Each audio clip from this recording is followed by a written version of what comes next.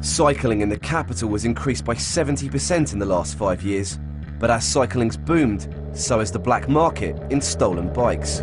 Cutting the wire, strike, strike, strike. 80,000 bicycles were stolen last year, costing Londoners more than £27 million.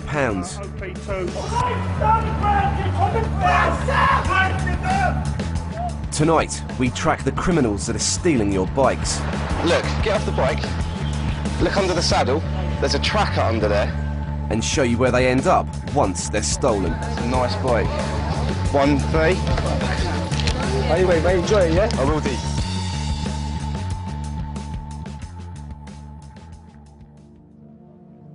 Cycle theft is big business in the capital, and it's getting bigger, doubling in the last 4 years. I had my bike nicked from outside my headquarters at ITN, and I was gutted. I mean, it was like a bit of me being stolen. Since I came to London 15 years ago, I've had 3 bikes stolen. In my time in London, I've had about 5 bicycles stolen. I do expect my bike to get stolen sometimes in London, yes, that's true. On one occasion, they actually nicked it from within the precincts of the Palace of Westminster. It's like an occupational hazard of cycling in London. You know, it's going to happen. Bike theft is increasing because it appears to be such an easy crime to commit. The London programme decided to see just how easy it is to steal a bike. We bought 3 bicycles and locked them up in central London. While filming from a distance, we tried to steal our own bikes in broad daylight to see if anyone would intervene. First stop, Scotland Yard. Surrounded by CCTV cameras, armed police and a constant flow of pedestrians, will I get away with stealing a bike with a giant pair of cable cutters?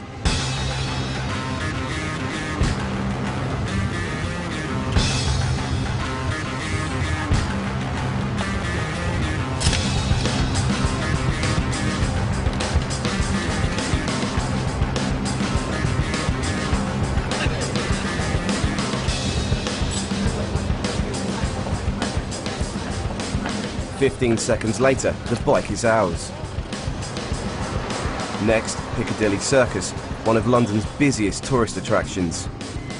Method of attack, portable angle grinder.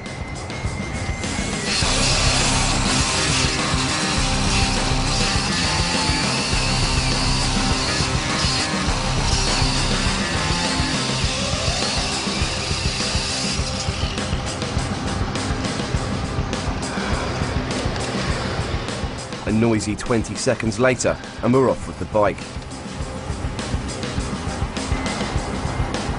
Last but not least, Barbican Tube Station at rush hour. Method of attack, hacksaw.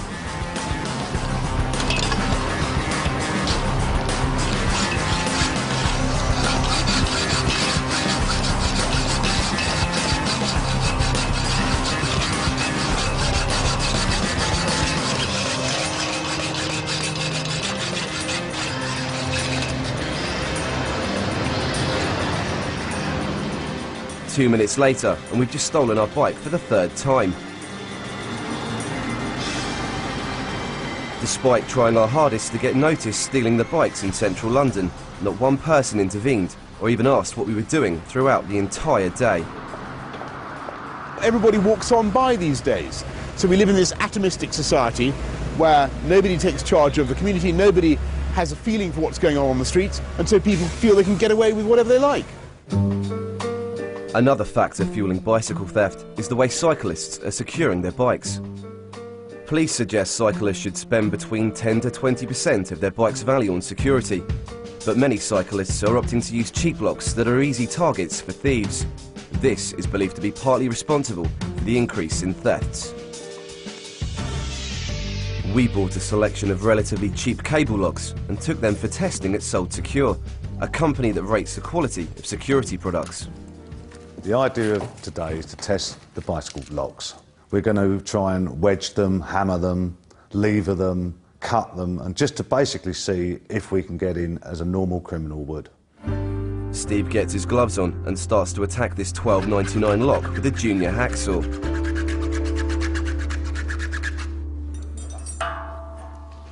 What would you say to people that were thinking of buying a cheap cable lock? Spend your money. You get what you pay for. Next up, a more expensive cable lock costing $16.99. I think what we're trying to do this time is just see how good a lock that is by just hitting the lock body to see if the lock body shatters.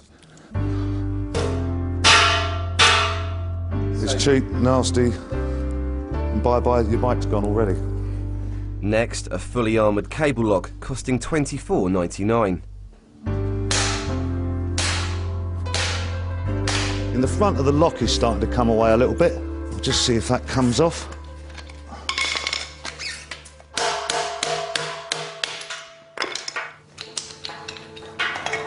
The tools needed to get through these cables were crude but effective.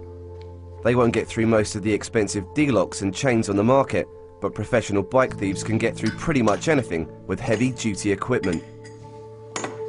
The opportunist thief will basically use smaller tools like junior hacksaws, piece of wire in the lock, that type of stuff, where the professional criminal will go into much higher level tools, as in probably bolt croppers, larger sets of levering devices, that type of thing.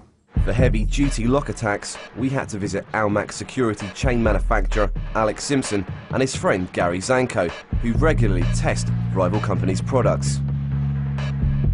We bought them a selection of the most expensive bicycle locks on the market. These locks will deter opportunist thieves, but will they last against a professional bike thief attack with bolt croppers? The results were surprising. This Abbas City Chain X Plus, costing nearly £100, went in just 8 seconds. We showed our findings to Abbas, who told us we supply a wide range of acknowledged security products which have passed tests of all relevant European test institutes. Next, the Kryptonite New York Forget About It chain, costing £100, went in only 11 seconds. Kryptonite told us all Kryptonite products meet or exceed published industry testing standards. Next, the Squire MC4 chain and lock, costing £120, lasted just 3 seconds.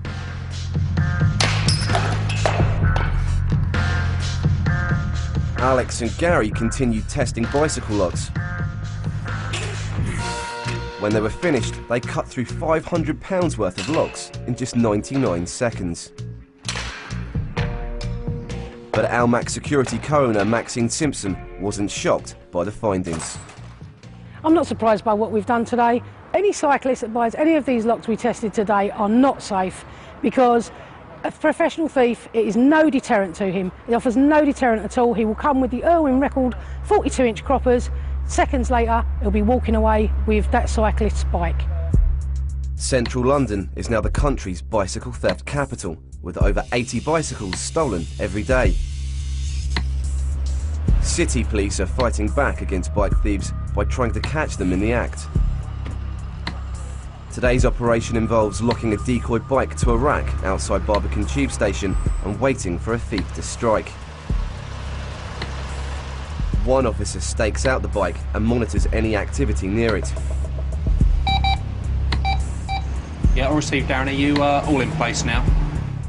200 yards away, PC Sam Rice waits in a stairwell, listening to his radio, while other undercover officers surround the decoy bicycle on street level, including a plainclothes WPC riding a bike. It's not long before a man approaches the bike rack, acting strangely. Stand by, stand by, stand by. I see 3 male wearing blue glasses, black leather top, just pushing a bike into the cycle rack, looking very closely at other bikes. The male is now approaching our bike. The male is now approaching our bike. Move up, move up, move up. He's approaching our bike.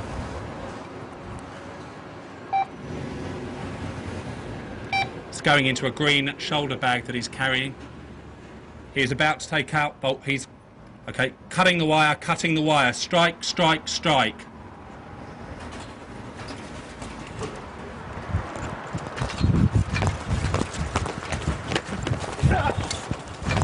Stand still! Police! Stand still! Police! Alright, calm down. Calm down, that's it, nice one. Seen again, the man approaches the decoy bike and attempts to cut through the lock. A plainclothes officer jumps from a push bike to catch the suspect, but he makes a run for it, only to get tackled and brought down by other officers. He was using a cheap pair of wire cutters available from any local DIY shop, which were easily hidden in the bag he was carrying. Never been nicked before. It turns out the suspect's a serial bike thief, having already been caught several times stealing bikes. He's taken back to Snow Hill Police Station and charged with the attempted theft of a pedal cycle and was later sentenced to 6 months in prison. With one bike